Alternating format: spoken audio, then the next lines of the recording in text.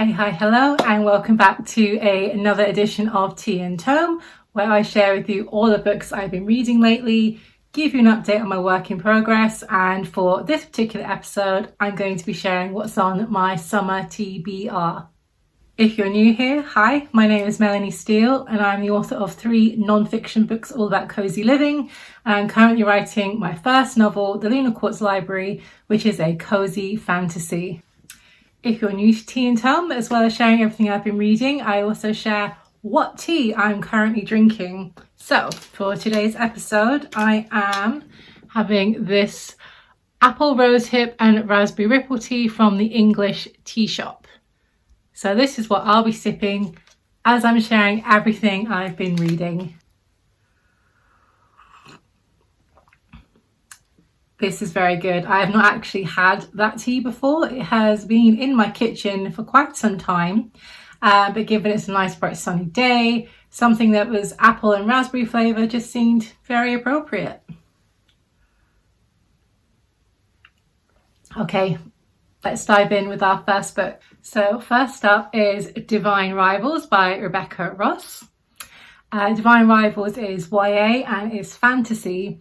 Now, if you've been following me here for a while, you'll know I'm currently trying not to read fantasy because I don't want anything from anyone else's works to end up in my own book. However, I made an exception for this because I knew broadly what the fantasy element was, and it was absolutely nothing like what I would ever write. It was 100% different, so I didn't have any concerns about there being any potential similarities or anything like that. So if you're not familiar with Divine Rivals, we are following Iris Winnow, who is working at a newspaper reporting on the war. Now, this book is really interesting, and I would describe it as World War II, but with Greek gods. Now, the gods in this are not actual Greek gods, like they are not referenced by name, but that is certainly the vibe that we are getting. Essentially, people are being called up to war because these two gods are fighting. It is very much coded as British, despite there being a few irregularities. For example, there is some sort of very British, not slang, British vernacular, I would say. For example, they refer to putting their tea on a sideboard, the bin instead of a trash can. But there are also some irregularities. For example, the male lead in this, his favourite sport is baseball. Baseball does not exist here. There is a game called Rounders, which I think is a similar kind of thing, but there are probably some differences between the two that I'm not aware of. So yeah, this is certainly coded as being British, as taking place during, I felt it was more like World War II, but the timeline of the book would certainly suggest it was more World War I if it were being coded as either of those. But World War II was much more the vibe that I personally got from this book. So yeah, we are following Iris and of course her rival in this book, who is of course the lead male character, as they are kind of reporting on the war. And the other plot to this story is that Iris's brother has gone missing. She's trying to contact his battalion that he's in and getting no response. So she eventually ends up going to the front lines in an attempt to find him. I won't tell you anything more than that because it's too spoiler heavy. But yeah, this was a unique take on fantasy because I felt like it blended some real world historical elements with this kind of fantasy. It is YA. I've been reading quite a lot of YA recently, as you will soon see. And I am also now reading the sequel because I have to know what happens next. So yeah, really enjoyed this one. I need this. Next up is another YA book, and it's not fantasy, but it is sci-fi, but I have read this book before many years ago, so again, it was absolutely fine. And it is These Broken Stars, and it is co-authored by Amy Kaufman and Megan Spooner. This came out in 2013, so I read it quite some time ago, but I managed to track down a used copy because I had long since lost my copy that I had. and thought it'd be really fun to reread. So these Broken Stars I would describe as a YA space opera. It basically follows our heroine and our hero. The heroine has what I consider the best name ever, Lilac LaRue.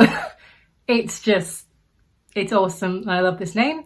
And the hero of this story as well is called Tava. This is a dual POV book, so alternating chapters between Lilac and Tava. Ordinarily, I don't like dual POV. I find it kind of jarring, but I made an exception for this because I kind of knew that I liked the story anyway. But ordinarily, I'm not a huge fan of dual POV.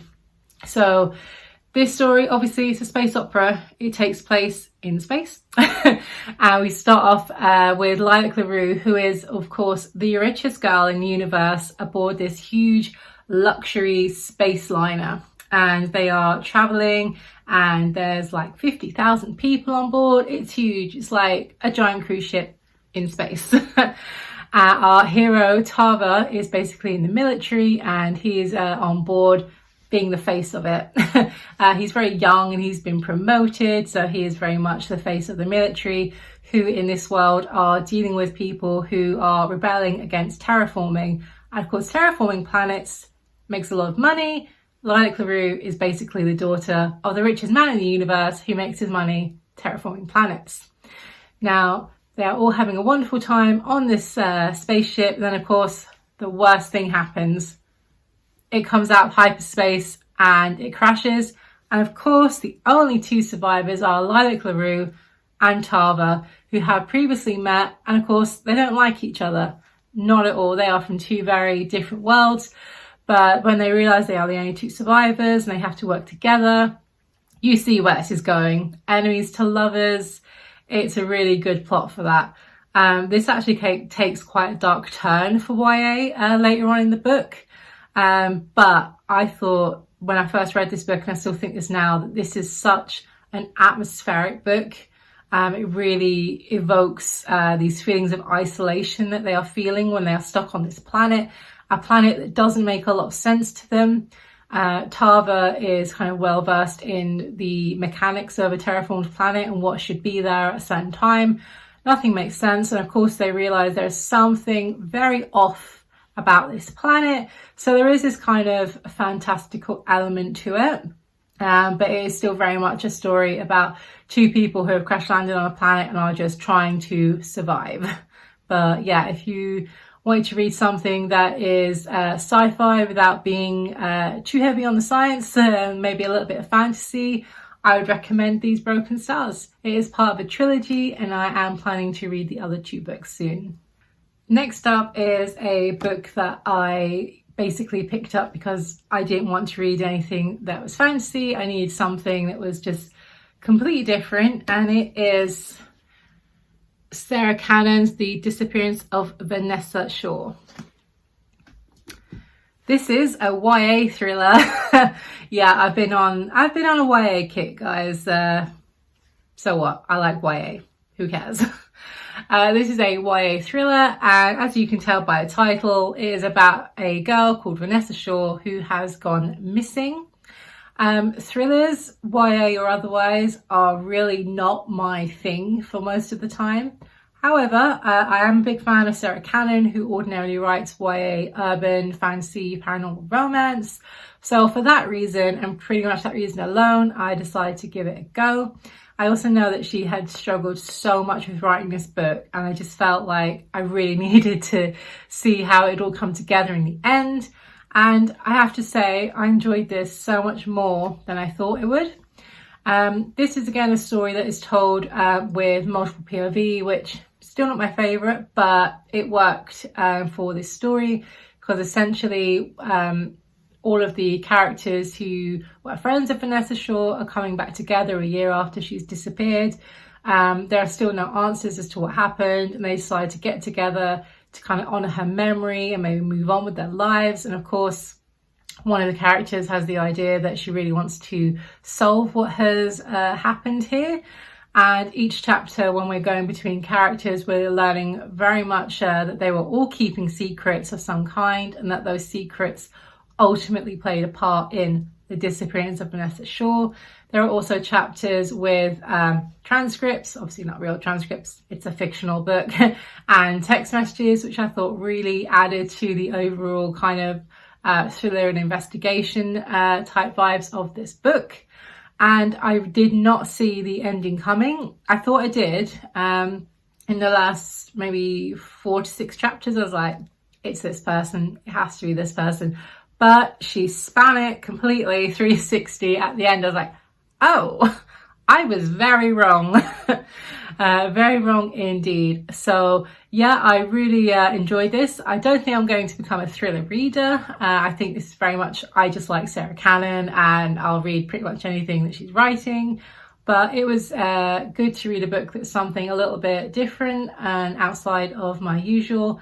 And I think that's something I should probably do more often, and try and pick up something that I might not otherwise, because could find a new favorite, who knows.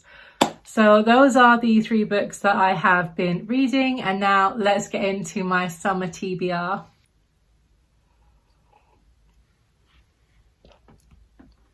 Okay, so first up on my summer TBR is Ruthless Vows, which is the sequel to Divine Rivals. I have read a few chapters of this already, and I'll be going back to it very shortly. I just had to know what happened. It absolutely ended on a cliffhanger, and I was sold. I was like, I need the sequel to this. I need to know what happens. So yeah, that is the first book on my summer TBR.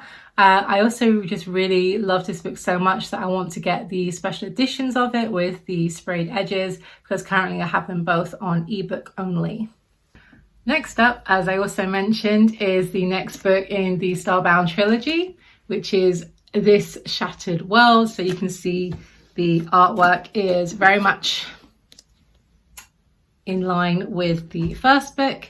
I never read this one. I only ever read the first book of this series. So I am excited to dive into that. From what I can tell, it is a new couple set in the same universe, and we are going to learn much more about what happened on that slightly strange planet because you don't get a lot of information at the end. So I'm hoping we will learn much more about what really happened. In the spirit of reading something outside of genres that I would ordinarily read, I picked this one up from my local charity shop, and it is A Good Girl's Guide to Murder by Holly Jackson. I know this is immensely popular, it's been out for a while now, and that there is also a TV show of it. I thought this sounded really interesting. I know that the female main character is very much coded as being neurodivergent, which always interests me as a neurodivergent individual myself. It's YA, so hopefully it's not too terrifying or too scary. And to be honest, I spent a grand total of £1.25 on it. So if I decide it's not for me, it's really not the end of the world. My next book on my summer TBR is one that I started and paused. I don't want to DNF it because I was really enjoying it, but the problem is it's a very heavy book. But I do want to finish reading it because I just know it's going to be worth it. And it is The Atlas 6 by Olivia Blake. I always want to say Olivia, and that is not right. Olivia Blake. There are several sequels to this that are out, and like I said, I really enjoyed it. All the characters, it's really well written, and the only thing that I had trouble with is that it goes quite deep into theoretical physics as a means of explaining a particular type of magic that 2 characters have in this book. And whilst it's absolutely fascinating, it's heavy, and after like a whole chapter I was like, I can't do this anymore. I'm sorry. So I've taken an extended break from it, but I would like to try and get back into it. You can see I'm about halfway through, so I could definitely finish it. Yeah, I just hope it maybe eases up just a little bit. I mean, I love the concept of explaining magic with physics, like amazing. But science is not my jam, not to this extent. So yeah, I'm gonna give it another go, get back into it, and hopefully finish it, and maybe check out the sequels as well. So the next two books are not necessarily on my to be read in summer, but they are two books I pre-ordered last year that are coming this summer, so I thought it would be really fun to include those, and they are right here. So first up we have The Enchanted Greenhouse by Sarah Beth Durst, who is the author of The Spell Shop, a book that I absolutely fell in love with. It's so cozy and magical and just made me want to run away to a magical island and make jam, because who doesn't want that? So good. The Enchanted Greenhouse is the prequel to The Spell Shop. I literally ordered this as soon as I finished reading The Spell Shop because it was already up for pre-order. Yes, absolutely have to have this one, so I am excited for that one to come. And the other book as well, the Magical Innkeeping book, that was also a immediate pre-order once I finished the first book, which was The Very Secret Society of Irregular Witches, which again was another cozy witchy book that I just absolutely adored. This one, the release date has been changed so many times. It was, I think, originally due out in the spring, so in the sort of few months that have just gone. Many emails from Amazon saying, sorry, this item has been delayed, this date has been changed, which, you know, I respect, particularly if you're trad publishing. Sometimes deadlines just don't pan out for whatever reason. So I feel like I've been waiting an especially long time for this sequel, and I believe it is a same world, different character type situation again, but the world was super cozy, so I'm excited to go back to it. Okay, that's everything that I have read and everything I'm planning to read in the summer, so let's get into a writing update. So as of today, I have finished redrafting Act 1. I'm very pleased with myself because I got that done in the deadline that I set, and I have now moved into Act 2, which is of course the real meat of the story. It has been a lot of fun. I know a lot of people hate redrafting and revising. I think I prefer this to writing the first draft, which I know is not the norm for most people.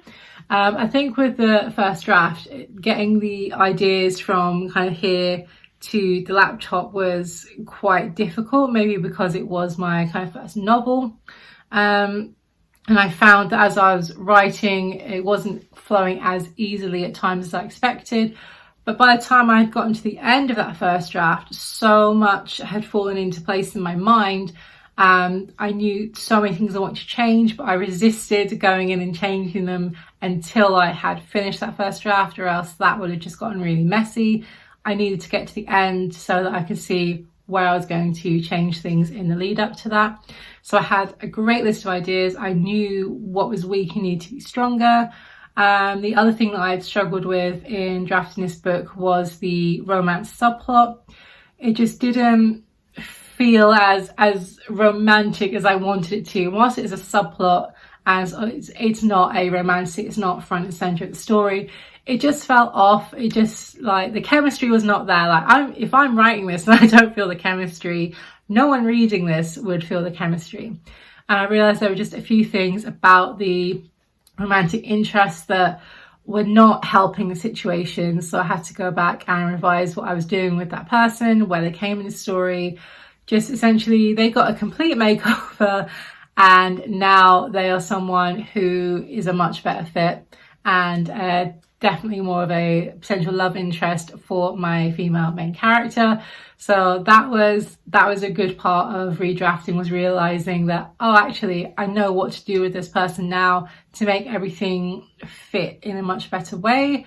It was also fun things like coming up with more detailed descriptions of how things looked, because when I was doing my first draft, it was very much, I know this thing will be here, this building will be here, but I didn't really stop to think of how they would look because I just wanted to get out what I knew about the story. So going back and having the chance to really describe things in detail and taking my time with it, I have personally really enjoyed.